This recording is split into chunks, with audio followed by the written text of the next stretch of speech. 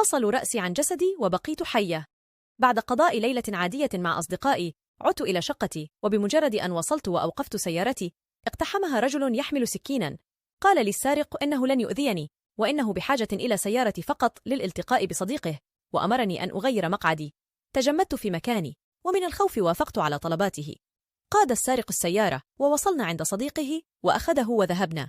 تمكنت من معرفة اسمهما من خلال نقاشهما، ولكني لاحظت أن السيارة تتجه إلى خارج المدينة، وأنا لم أستوعب ماذا يحصل، لأنني في قمة خوفي.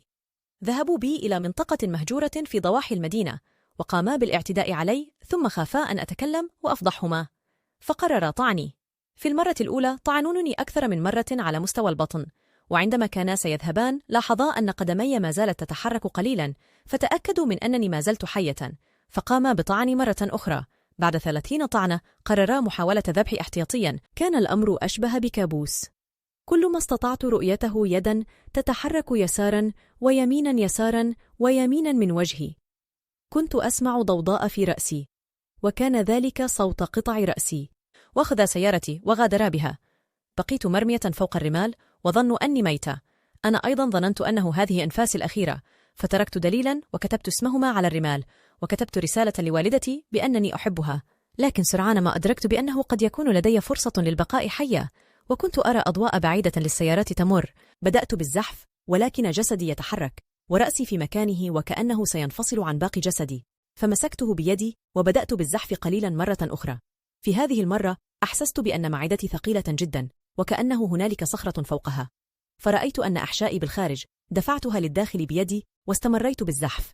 كنت أزحف قليلا ويغم علي قليلا، ثم أعود لوعيي حتى وصلت إلى الطريق. من حسن حظي الذي وجدني كان طالبا في الطب، حاول مساعدتي واتصل بالإسعاف، رغم أنه كان متأكد من عدم نجاتي. وعندما وصلت للمستشفى انصدم الأطباء من الحالة، وإن جروحي مليئة بالرمال. وما زاد الأمر حدة، إنني تمكنت من العيش لهذه اللحظة. بعد علاجي في المستشفى بلغت عن الشخصان من أسمائهما، والشرطة استطاعت التعرف عليهما لأنهم لديهم سوابق للاعتداء، واعترفا بجريمتهما، وانصدموا صدمة كبيرة من أنني ما زلت حية بعد كل هذه الطعنات ومحاولة الذبح وحكم عليهم بالمؤبد. اسمي آليسون بوثا من جنوب أفريقيا. عمري 27 سنة. حدثت قصتي في سنة 1994، وفي سنة 2004 أصدر قرار بأنه يسمح للأشخاص المحكومين بالمؤبد الطعن بالحكم. قمت بالوقوف وراء قضيتي مجددا لكيلا يتمكن من رؤية الحرية مرة